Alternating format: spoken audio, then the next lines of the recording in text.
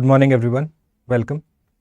This is BhuvanAJha on the 18th of July with the Editorial Edge. I welcome each one of you, those who are watching me live and those who will join me later during the day and thereafter. Good morning. Bulbul, welcome. Deepak, welcome. Good morning. Namaskar. Lekam, how are you? How are you? Thanks for joining all of you. So, without further delay, we have three important articles to take a look at. First, we'll take a look at India-France.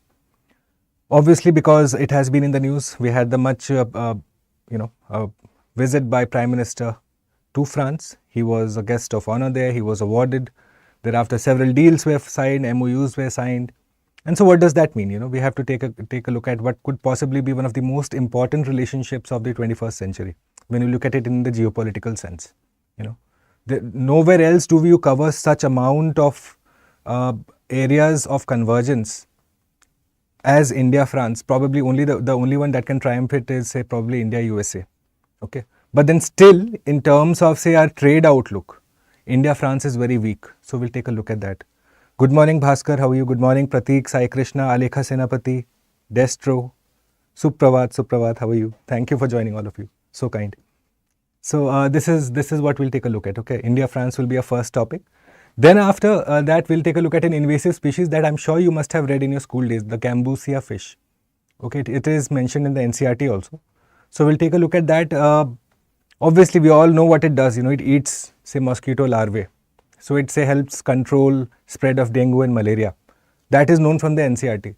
But then we'll just build on that and say understand how two subspecies of Gambusia have been introduced in India. Now, one of them is what we have learnt about in NCERT, that it goes ahead and eats mosquito larvae. The other one probably doesn't. And so just as an invasive species that comes into an ecosystem in a particular domain and then, say, does not attack mosquito larvae, but is what you will find that it attacks, say, other fishes, eggs, or other tadpole larvae. Other tadpole, the smaller versions of whatever they are called. Okay. So it is playing that havoc there. And in spite of that, in the Indian agricultural context, we have been using, not agricultural, health context, we have been using Gambusia since, say, 1928. Okay, so we'll take a look at that. Good morning, namaskar. Namaskar, everyone. Shubh Prabhat, sir, namaskar, aap now, Arka. Welcome. Pratik is telling me that's Bengali language. I have a rudimentary understanding of the language, along with several other languages, but that's not important. Okay.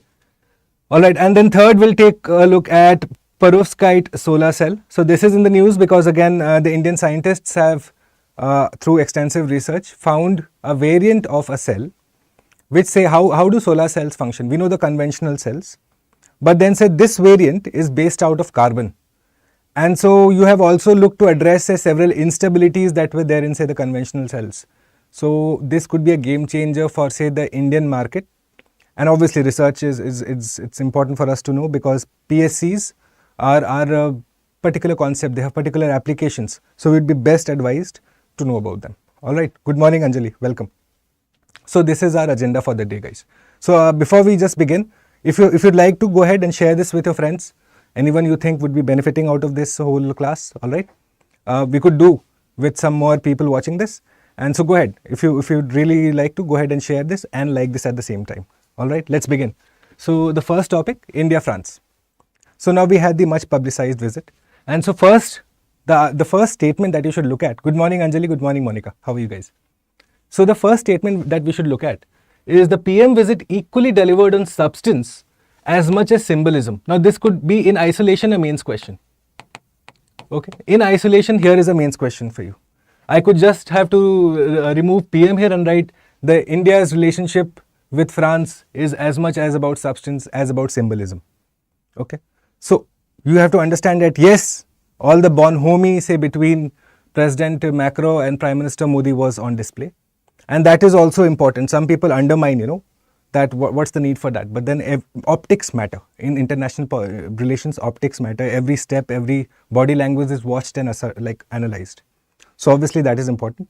But more so than that is the outcomes of the meeting. So what all happened? Those are also important. And what you find is in India-France's cases, both of them are equally strong. All right. So you had, obviously, we have discussed this. PM was the guest of honor at the Bastille Day parade. We have discussed this in detail in a previous class. All right, I hope you recall that. So a rare honor, given that obviously they don't have this every year. They do have the parade every year, but foreign guests are not like how our Republic Days, that you normally have a foreign guest, except in the coronavirus period. All right. So the last time was when the Singapore Prime Minister was there. Now what do you find? This is our operative class now. So the collaboration spans a wide range of sectors. So like I told you, you find extensive collaboration in defense. You must have already read by now that there are talks that we are going to get Rafale naval jets. Okay. But what you find curiously is that in the joint communique that was issued after the whole visit was concluded, you do not find this, say, explicitly mentioned. What you find is, say, the outstanding commitments will be done and further progress will be made. Okay. So why is that? Because again, say, the government side's explanation is that these are, say, matters of national security, and so you don't want to, say, give it out too early, which may be a fair thing to understand, because again the relationship is so deep that points of convergence are almost understood. Okay. So you are looking at Rafale that is going to come in. Climate change, because again what you find is, say, in terms of not just Sustainable Development Goals 2030, but also points of convergence in, say International Solar Alliance. Are you aware, guys? International Solar Alliance. India and France were the founding members. Okay. Where is the headquarter of International Solar Alliance, guys? Quickly let me know in the chat. Okay. So you find that, well, these two countries are actively collaborating there also. In energy transition, like I told you, space cooperation, the CNES, make a note of this. This is the like the equivalent of ISRO for France. All right. So the CNES and ISRO are cooperating extensively. We'll take a look at the areas of cooperation there. Blue economy, which means focusing more on marine. Okay. Multilateralism, and this is interesting. Okay. So if you have understood the class of I'll tell you, the United Nations Security Council reform, we had done a class on that. All right. So there you will find, so very briefly I'll tell you. So there are two groups of nations, guys, and please understand this. Okay. The G4 versus the UFC. Now this is not the Marpeet wala UFC that we see. Okay. I'm yet to get an answer for that. Guys, tell me, where is the headquarter of International Solar Alliance? It's quite close by, not too far from here. So the G4 versus UFC. The G4 are a group of nations that support each other's membership for the United Nations, permanent membership. Okay. G7, do you remember? That was there in Hiroshima recently. Now G7 is a grouping based on, say, economic partnership. So UPSC, how will that ask you a question? Okay. Focus on this, guys. Tangible outcomes I want. Sirf India uska story nahi sunna hai aapne. So the G7, UPSC will give you a question saying, G7 is an organization based on economic partnership. Okay. And G4 is a body on supporting each other's bid for UNSC seat. Okay. Which of the statement above are correct? Both. Okay. Headquarter is not in Paris, no, it is in Gurugram. The International Solar Alliance headquarter is in Gurugram. All right. Go ahead and look at who is the chief of the International Solar Alliance. Quickly go ahead and take a look. Let me know in the chat that too. So what you find is G7 that was there in the Hiroshima summit recently. That's an economic partnership body. They look for areas of convergence and they look towards each other for economic models. Whereas the G4 is a body that supports each other's candidacy for a permanent seat on the United Nations Security Council. So who are the G4? Remember this: Brazil, Germany, Japan, and obviously India. Okay. And what you find is suddenly that France also supports the G4's aims. The whole assertion of the G4 that we ought to be given a seat at the high table at the United Nations Security Council. Got it? What you also find is that as a body, the G4 does have some leverage against the P5, the permanent 5. And France's support for the G4 is again an example of its strategic autonomy. The same thing that we use for India. Right? Do you remember? We use this, we have done this class, strategic autonomy and multilateralism for India. What does that mean? That we are able to negotiate independently with Russia as well as US, right? That we are in BRICS as well as SCO, as well as the G4, as well as G20. That we have our fingers in different pies and we are able to negotiate independently. That we are not aligned to any particular power or party. Remember that. So France's assertion that, well, the G4 has a valid case is also an example of the very tenets on which Indian foreign policy is based on. That strategic autonomy and multilateralism. That we do not belong to a particular thought process just because we are your friends. No. Right? That is the whole tenet. So we'll understand this because this is important going forward. Alright. You also find counter-terrorism, some of the areas of convergence. See, France has been a consistent supporter of a permanent seat for India on the UNSC Council, and not just India but also G4. Remember this body, guys, G4. Okay? France actively supported India's stance on Kashmir terrorism at the United Nations, also on FATF. You know, our neighboring nation has been in the eyes of the FATF. Alright? So, France also supports India's position there. So, you see how this is building out. That right from the very beginning, these are areas of convergence because the two nations think alike. Alright? Let's go forward. So, the security cooperation now. First, I have already given you the G4 versus, okay. Now that you know about the G4, those who are looking for the particular seat at the high table, the United Nations Security Council. Who are the UFC, the Uniting for Consensus. Okay. This is the full form. Uniting for Consensus. Now, this is another body that is counter to G4. Obviously, no. If four nations are supporting each other's bid, saying, okay, we support each other for a permanent seat at the high table at the United Nations Security Council, other nations are not going to be like, hamara kya? So, the other nations under the leadership of Italy, okay, Italy was the one that came up with this, idea. And so, they are like, any decision on the expansion of the United Nations Security Council must be consensus based. That it can't be that suddenly four players enter, support each other's candidacy and become members. Do you realize this is how, say, geopolitics plays out? So make sure that you know this, okay? Just know these organizations. And another very important quote that I can just inform you, I've used this previously in my class, that you understand geopolitics. The day you understand geopolitics is when you know that out of the P5, okay, France, United States, and who else is there? Okay. Yeah, France and United States support India's bid for the United Nations Security Council only because they know that China will oppose. Russia also, in fact. Okay. That they support this only because they know that China will veto. Okay. That there is an implicit in what is not said, you know. So it's very telling, in fact. You should take a look at this. Okay. So security cooperation, besides this, what you find is they are our second largest arms supplier, just after Russia.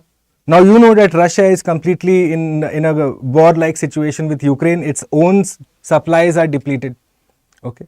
It is in fact having to fall back on, say, old supplies for its own defense. Obviously, it is not in a position to export to us, which means more love between India and France. Okay.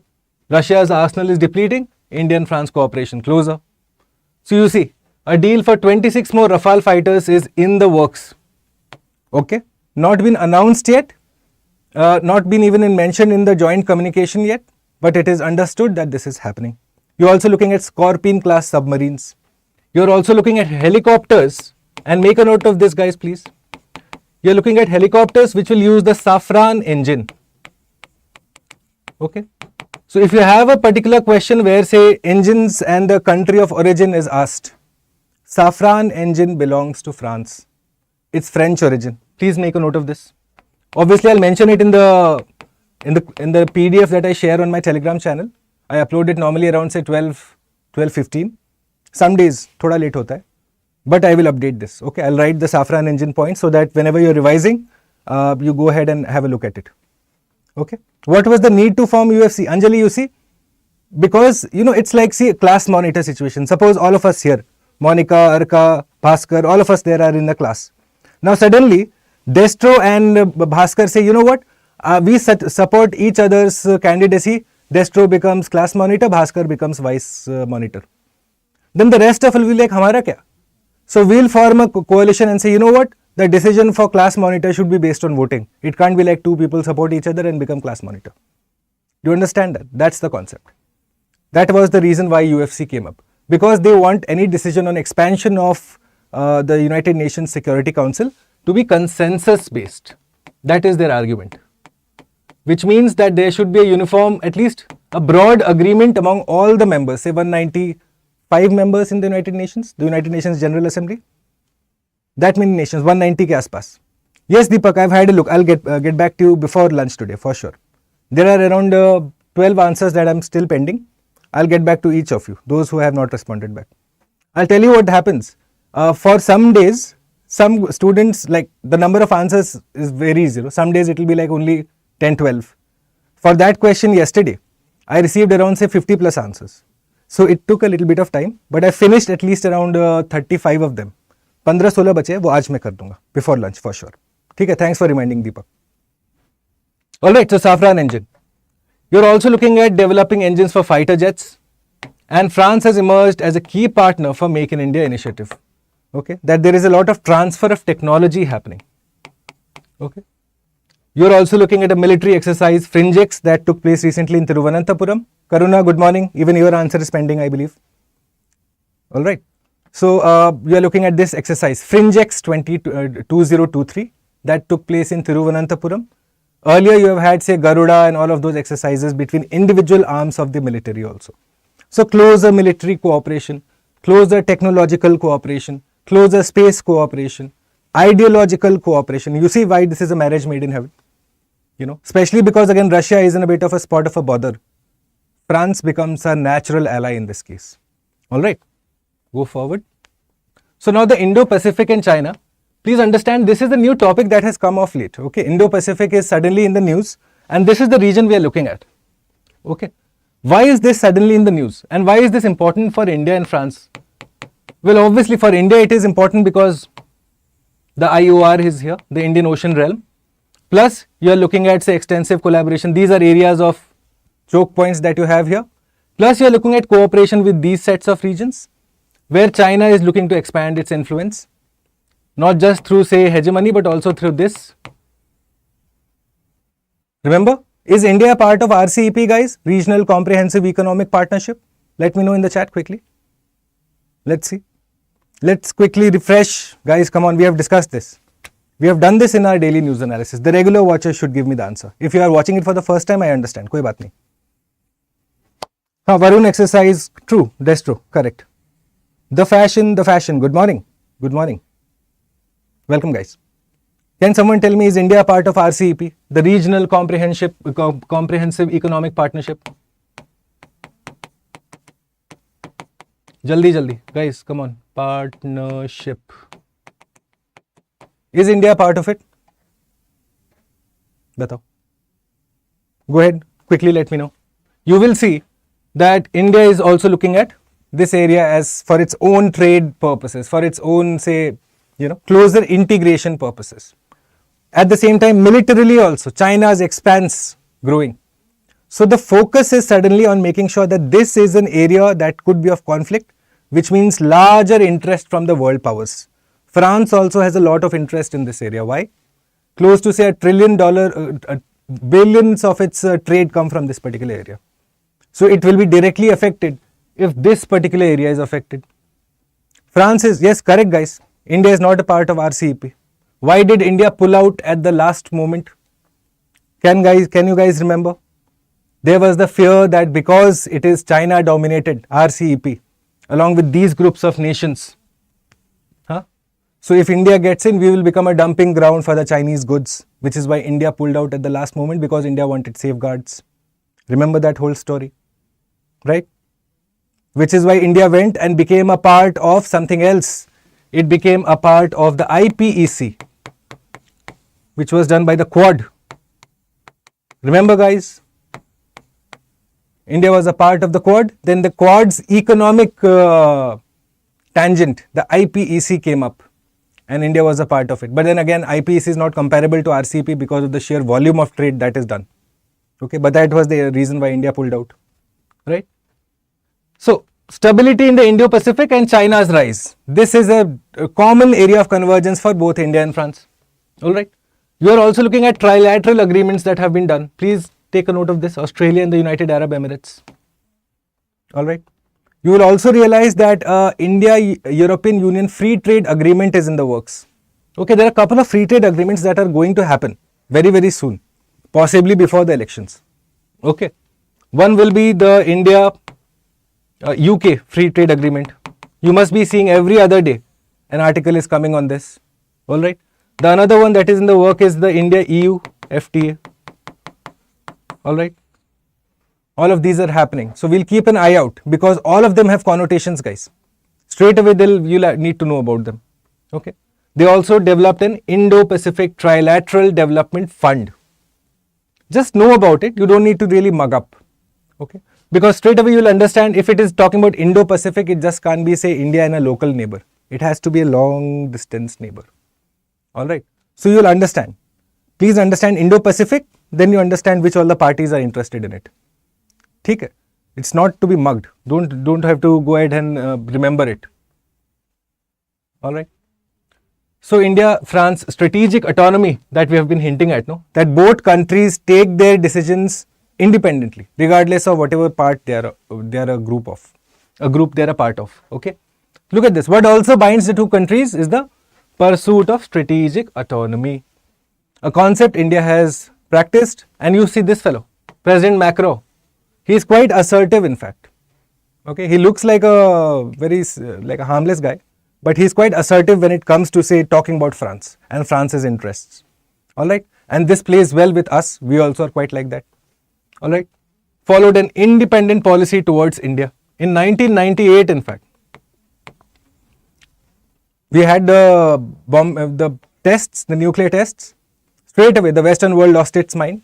Like, how can suddenly a South Asian country, poor South Asian country can have this access to technology? What France did was accepted the reality. Okay, let's build on whatever is there, build a relationship. Okay? So, first Western country to talk to India despite sanctions imposed by who else? And others. Okay. So, India reciprocated with finding a partnership. जो हमारे साथ देगा, हम उसका साथ देंगे. Straight away, practicality came into operation. And in spite of that, now look at this. Now that I've given you the whole love story between India and France. But now we will understand what's holding this love story back. What are the further areas of convergence that we should build on? Okay, till now you have understood the good parts. Done. Now the weak parts. In spite of all of the above, trade cooperation is not up to the mark. What you realize is that, say, India's relationship with the Germany, okay, you will realize it's only about money. It's about trade, right? Indo-German relations are just about education or trade. Nothing else. Not a lot of, say, other areas of convergence. Indo-France, you have seen the whole areas of convergence. And yet, what's holding this back is trade. We are not doing enough. In fact, what you find is France is behind countries like Vietnam, Thailand, okay, even Bangladesh, I believe. Do you realize that? So that is a massive problem now. Let's look at this. Okay. So, one second. Stark contrast to India's ties with Germany, where economics forms the bulk of the partnership. So what you are looking at? The EU-India FTA. If this happens, you will find that Indo-France trade also takes off. Okay. The day may not be far because this is again in the works. This is going to happen sometime very soon. You also had the CEO forum. Remember there was this CEO of Chanel, Indian origin woman. What was the name, guys? How many of you recall the name? Know the names. Indian origin global world leaders have make sure you know the names and the companies that they're representing. All right. There's the reason why the Prime Minister is meeting them. No? First, to create areas of collaboration. Straight away, you must have seen that the CEO of Chanel talked about Khadi. Imagine that. So what is happening? You're looking at areas of collaboration and convergence. What was the name of the lady? Quickly let me know in the chat. Okay, the CEO of, I believe it's spelled as Chanel. I don't think it is two N's. So have a look and let me know. All right. India and France also released a Horizon 2047. This is in fact there on the MEA website. Okay, I had a look at this, which is why I also looked at the joint communique. I thought might as well also read it for my class. And this is where I found that, okay, there is no mention of, say, the Rafales, but then it is mentioned that, you know, it's indirectly mentioned that yes, hoga. Okay? So, 50 years of Indo-France partnership 2047, futuristic vision is only likely to catapult the relationship to greater heights. That yes, in spite of, say, the trade barriers that we have, or the lack of trade convergence that we have, this is the relationship that is going to blossom. Are you clear in terms of, say, the India-France relationship? If that is clear, then I think it is an apt time. Obviously, we've discussed this, guys? CNES and ISRO working together. Yes, we are looking at an Earth observation satellite also, I believe. An Earth observation mission is planned. In fact, there is, make a note of this, Mission Trishna. This is also a part. Mission Trishna is also a part of this areas of convergence. All right. And we are looking at nuclear cooperation where they were in Jaipur. Okay, they gave us the EPR, European Pressurized Reactors, which we used at Jaipur. So you realize, a country that helps us in our nuclear security, a country that helps us, say again, we have areas of cooperation here also, the NSG plus the GIGN. Those of you who play all this Counter-Strike, offensive, Call of Duty, this and that, no, you guys will know that GIGN is the premier force of France. Okay, just like say India has NSG or Marcos, or you know, we have several others, right? So these two are also collaborating together. Why? Modern force. These the best special forces also have these yearly tests where all of them come together, collaborate, figure out who is the best. Knowledge sharing happens more than that. You know, as audience, we are more interested in knowing who came first. That's immaterial. There's a lot of knowledge sharing, technique sharing, figuring out which weapons are best for which range. You know, what is the best way, the SOP, the standard operating procedure. What is the best SOP to be followed? Yeah. So this is again also being done between NSG and GIGN. So if you have understood all of this, quickly go ahead. Take a note of this, guys. I am receiving close to 50 answers I received yesterday. So I must thank my students. You know, it's unprecedented. Unprecedented. Leena Nair. Correct, Pooja. Correct. Unprecedented. Okay, yesterday I received around 50 answers. So it took me a while to get back to each one of you. And so thanks for your patronage. Yes, I'm happy to see the interest in the answer writing process. Go ahead firstly, if you learned something new about the Indo-France relationship, like the stream for me, all right? Share it with your friends. It's important that we get the word out. You are my audience after all. All right? Okay. The question for you, Indo-French relations have been resilient in the darkest storms and bold and ambitious in riding the high tides of opportunities. Elaborate. In fact, this is a statement that was written in the joint communication. So I have shamelessly picked it up and I thought, why not I throw this in front of my students. Excuse me. Okay, this is a statement from the joint communication, by the way. So I've just shamelessly picked it up. All right, so let me know. This is my email ID. Once again, bhuvan.jha@studyiq.com. What I suggest is start from, say, don't go too far, okay? This question you should begin, say, answering from 1998 onwards. All right. From 1998 up until, say, 2023, just chronologically go, figure out, I've given you all the information. Go ahead, narrate the areas of convergence, even when, say, India was on the back foot and how France came front. Go and then link it to, say, the present contemporary times where there are areas of convergence in climate change, in counter-terrorism, in space, okay, in civil nuclear cooperation.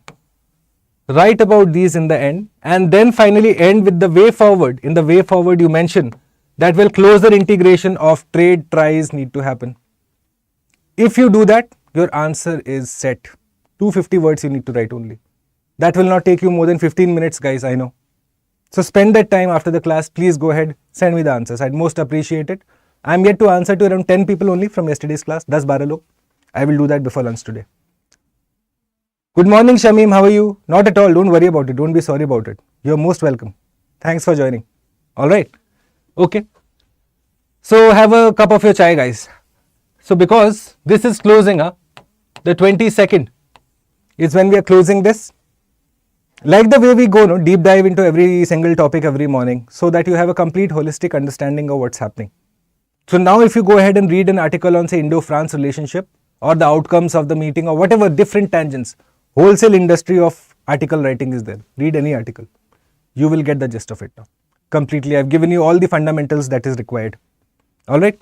So if that is the approach that works for you, that you understand with, well, that is the approach that we take here. And so this is ending on 22nd. I am a part of the English cohort. Alright. The Prelims to interview initiative. Like the way we do for each single topic. You do it for stats also. The static topics. And then you take it right up until the end. Up until your interview process. Okay. So go ahead, sign up for this. This is the code that you should use. Because on the website it will show you some without discount price. So if you want the discount, this is the code that you use. Go ahead, use it. And I hope to see many of you on the 22nd, the 6 p.m. batch. Okay, the last long-term batch, I believe. So you have what, another 3-4 days. Okay, go ahead. I suggest you do. All right. Now back to some NCERT knowledge, guys. You must have seen this photo. In our NCERTs, so prominently mentioned, this is the Gambusia fish. You can't miss it. So now the basics first. The Andhra Pradesh government has decided to release 10 million Gambusia fish to combat mosquito-borne malaria and dengue. In fact, just recently also you must have seen the dengue cases are on the rise. Obviously rainy season has come, so obviously there will be dengue cases. So one of the ways that is being done is to release this fish. Also known as mosquito fish, is widely used as a biological agent for controlling mosquito larvae. Operative term, biological agent, which means natural, which means someone that is looking at the predator relationship, the predator relationship with the hunter, the hunt. Okay. So it's a natural, it's not done from the outside. We are releasing it, but it's a natural agent. Alright. The release of the invasive alien species has raised concerns about the harm that will be sustained by the native species. Alright. So now please realize invasive and alien. What does invasive mean? Very quickly in the chat. Invasive ka matlab kya hota hai? Which is not say natural to that habitat, to that environment. That you have introduced from outside and now that will say impede the functioning of that particular ecosystem, okay, by say competing for resources or by say killing the fellow other co-inhabitants of that ecosystem. Only two ways you can do it. That is an invasive species, right? So Gambusia, an invasive species that we must recall. Now the problem, Gambusia versus Gambusia. ठीक है? Fish में भी दो variety here. So one is called Gambusia affinis and the other is called Gambusia holbrooki. Okay. You don't need to remember the names. Remember the larger concept. Then you will be able to recall which one is what. So for example, now what you need to understand here is that there are two subspecies of Gambusia. One of them is what is doing what you have been taught so far in NCERT. That it goes and attacks mosquito larvae. The other, not so much. It does not like mosquito larvae a lot. Okay. So Gambusia affinis, native to the waters of southeastern United States, a single grown full fish eats 100 to 300 mosquito larvae per day. Okay. Now it has a sister species, the holbrooki, also known as the eastern mosquito fish. Now holbrooki has been suggested to be ineffective. Alright, because obviously it does not like mosquito larvae that much. It does not have a taste for it. Alright, therefore it could well be possible that the authorities have been introducing an invasive alien species across the freshwater country with no benefit. Now you might say, how is that, sir?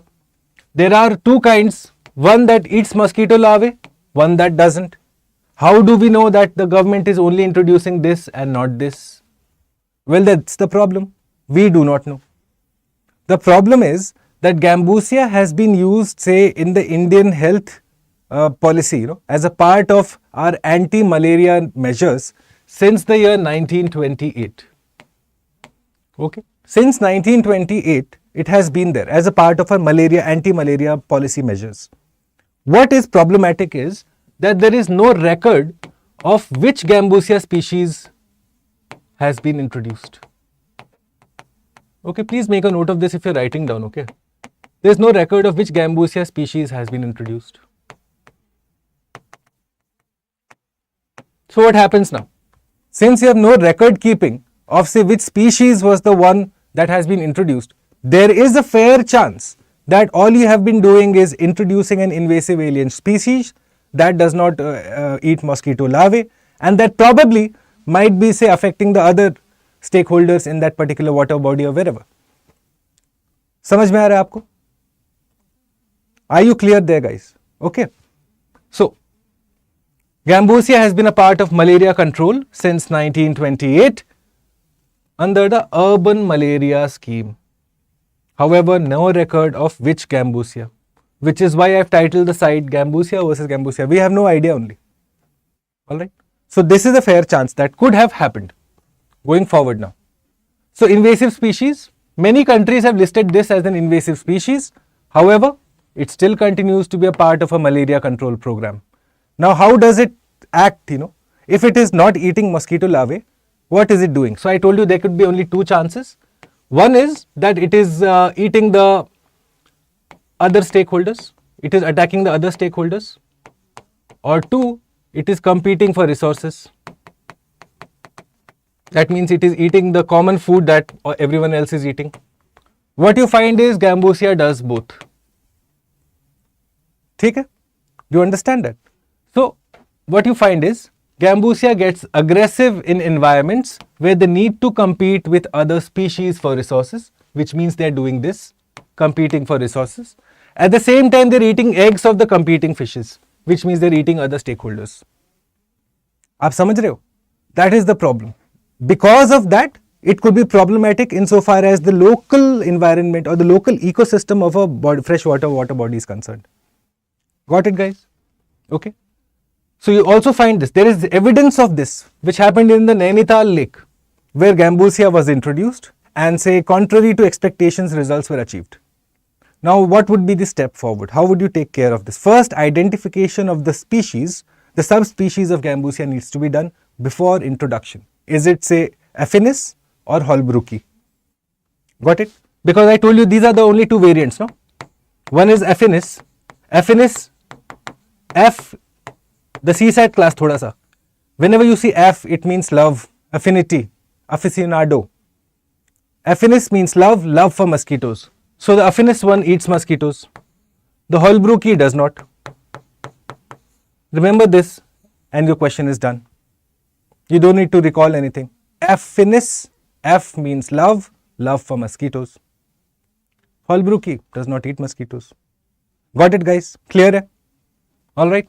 Recall this and remember this because I suggest it's an important topic that you should be aware from the pre-perspective. It is something that figures in the NCERT, plus it's in the news, which means the probability, I would look at it very seriously. If something is in the NCERT plus making news, best advice to go ahead and know it end to end. Okay. Alright, let's move forward.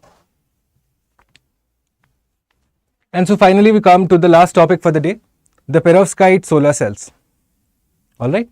So now you understand, obviously, solar energy, India has abundant potential, plus we are the founder member of the International Solar Alliance, the headquarters for which my class has mentioned me in the chat. Alright. Someone also mentioned the Director General of ISA. I think that was also correct. Good. Alright. Now, conventional solar cells have some limitations. What are the limitations? High cost. The cost of fabrication. The cost of fabrication of a solar cell is high. Okay. You are also looking at low efficiency and environmental impact. So to negate this, research was being carried out, and so that research has thrown open a vast range of possibilities now. So we'll take a look at the possibilities. The researchers are exploring new ways to harness the power of the sun, perovskite solar cells, the PSCs. Okay, I suggest make a note of this. Okay, I have a feeling it's important. So perovskite, what is perovskite? Class of materials that have a unique crystal structure. What is a crystal structure, guys? The way the lattice is set up. Okay, that determines whether it is hexagonal or pentagonal, or what kind of structure does it take. That is the crystal structure, and it can absorb light efficiently. Now it is made from low cost and abundant materials. Look at this. Made from carbon, which is ubiquitous, which means it's found everywhere, which means your raw material is cheap, and it can be fabricated using simple methods. So the cost of fabrication also is coming down if you use perovskite solar cells. The problems of conventional solar cells are being looked to be addressed by the perovskite solar cells. That is how you will recall it. Alright. So you're looking at methods such as printing or coating. PSCs have shown remarkable potential, high efficiency. Again, you are addressing a problem that is there in the conventional one. Okay. Low cost, addressing a problem of the conventional one. Alright. But after all of this, the good part, you suddenly find that they are unstable. Now, in spite of all of the problems that they are addressing of the conventional solar cells, if they are unstable, it means they are unworkable. Now, how are they unstable, you might ask me. So, what happens is, you ideally want it to be working in a similar fashion, the performance of the cell should be same across different conditions. So, whether it is say raining, so water vapor or heat, okay, any of these actions, external actions, if the functioning or the efficiency of the cell is compromised, then it is not scalable, which means you can't produce it at a level where it will be universally accepted. So what is the point of the research? The whole point of the research is to develop a product that can be scaled, which means can be bought into mass production. Okay. So let's go forward. Look at the conditions, heat, moisture and light. Do you realize? So in spite of the fact that it is addressing all the problems of the conventional solar cell, the problem is of stability. How did the Indian scientists help with that? Now this is what they did. To overcome the problem, Indian scientists have developed a novel type of perovskite solar cell that uses carbon as the electrode instead of the metal. We are using carbon as our focal point. We are looking to address now, the Indian scientists at least, are looking to address the problem of instability in the PSC through using carbon as the base node. Okay. The advantage is now more stable and resistant to degradation under heat, moisture. The problems that was causing the instability, that are being addressed. Are you clear, guys? Okay. Again, cheaper and easier for fabrication. The low cost and high efficiency model that should be targeted. That is also being done. Alright. And more environment friendly as they do not contain toxic elements. Okay, these are the applications that you will find. Again, massive applications, universal applications. The market potential for this, huge, which is why this is being taken care of. Clear hai sabne? Alright, make a note of the perovskite solar cell, guys. Today we have done 3 very important topics in fact. If you take a look at it, the Indo-France topic that we did, especially the question that I have provided, have a go at it. Okay. The Indo-France topic is extremely important from this year's mains point of view. The second topic that we did on Gambusia plus PFC, I would suggest for the next year's pre. Make a note of this in your notebook, or if you are taking out certain articles only that you like to focus on, these 2 should be a mandatory part of it. Because environment is again a major part of your preparation, guys, the pre-preparation. The same examination is taken to select forest services officers also, which means environment is going to be asked a lot. Agriculture is going to be asked a lot. The intersection of environment, agriculture with health will be asked a lot. So it's absolutely expected that you have to go ahead and make sure that you give special attention to these kind of topics. Okay. If there is any question, I'll be happy to take them, guys. Any other question that you have for me? Very quickly, let's go forward. Any question for any of these 3 topics that we did today? The 3 topics that we did today: India, France, Gambusia, and perovskite solar cell. If any questions, I'd be happy to take them on, please. Because I never take questions. Someone told me, sir, there should be doubt clearing for 5 minutes. So I'm like, okay, we'll do that. Good. Any feedback you have for me, leave for me in the chat. Many students have mentioned in yesterday's video also. Your concerns have been forwarded to my higher authorities here. Okay. My management, I forwarded your concerns. And so if anything else there is that you would like addressed in terms of, say, doubt resolution or any other feedback that you have for me, I'd be happy to take them on, please. Okay. How's your CSAT preparation going, guys? Have any of you started yet? Let me know. Any CSAT issues that you're facing? If any of you have, say, problems related to CSAT, go and have a look at the reading comprehension series that is there on under the playlist. On StudyIQ English, under the playlist, you will find a reading comprehension series. Okay. Have a look at that. It discusses most of the fundamentals of CSAT that you would at least require to know. Obviously, we'll do an entire series on that in the coming days. But for at least beginners who are genuinely interested, go and have a look at the lecture 1 of that, only first. You will understand what I'm talking about. Thanks, Sarka. Thank you. That's the whole point of it. I want to give it in depth so that you people have some tangent, like some outcomes that you take out of the class, you know. The whole point of this early morning 1 hour for a civil service aspirant is to make sure that you get outcomes. If it is not outcome based learning, what's the point? Right? Okay. So, all right, if there is no other question for the reading comprehension, guys, go ahead and have a look at the series. Okay. If you haven't begun yet, last evening there was a video on this very channel, StudyIQ English, where I've discussed a way for you from, say, July onwards up until the next year pre.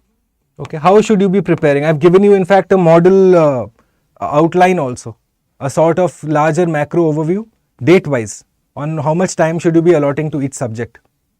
Go and have a look at that. If you haven't begun now, begin now. Okay. This is high time. You shouldn't just unnecessarily, don't delay the inevitable. If you're really serious about next day, you should have started by now. If not, now is the right time. Okay. Don't delay the inevitable, guys. Monica, I'm glad. If you have any doubts, please feel free to reach out. You have the email here. Arka, have a look at the series. It will help you. Trust me.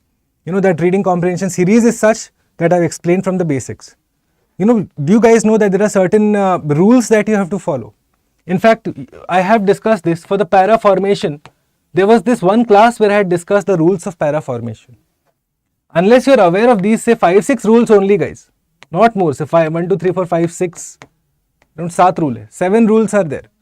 Large rules, broad based rules. If you just know them, you will see how your essay writing skill or your answer writing skills will be proportionately affected, like brilliantly affected. Yes. There should be more topics should be included. Deepak, I will. Eventually I have promised you, we will include more topics after the mains is over. Till mains, because what we do is end up giving, say, at least 30 minutes to the, say, like today we did 30 minutes for India, France, no? So that took around, say, 30 minutes. After mains, we will cut short on the deep dive and make sure that we do multiple topics with, say, at least 2 questions with each. The different tangents, so that you quickly learn to identify the keywords that you are to look for, say, in a particular GS1 paper. We will do that, but let's get over first with the mains, because I know there are in fact there are a substantial number of students who are targeting mains also, who do this answer writing. So I have to make sure that I serve the interest of both group, but straight after, say, September end, we migrate completely onto the prelims point of view. I promise we'll do that. Okay? Alright, guys, so if that is all, if there is no other question for me, thank you so much for your time. Go ahead and like the stream for me if you haven't. If you have a question for me, leave that in the comment box below. If you have a particular feedback, go ahead and leave that for me. If there's something that you would like me to improve in, I'd be happy to know. Alright, it will only help me and help you too. Alright, it's a collaborative effort that we're looking at. Alright, thanks everyone. Have a wonderful day. I'll see you tomorrow morning at 8, and this evening 9 PM we'll do another topic. I'll announce that on my Telegram channel. Alright. Have a wonderful day, everyone. Thank you, Arka. Thank you, Monica. Thank you, everyone. Have a wonderful day. Bye.